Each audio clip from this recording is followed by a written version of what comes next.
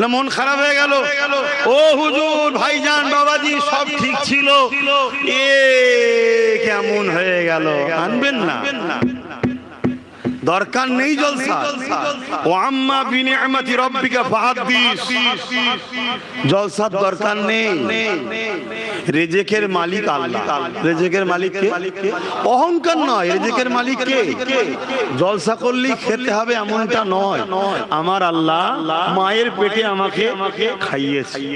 যখন আমি দুনিয়ায় এসেছিলাম প্রায় 10-12 বছর, 15 বছর কোনো ইনকাম করতে জানতাম না।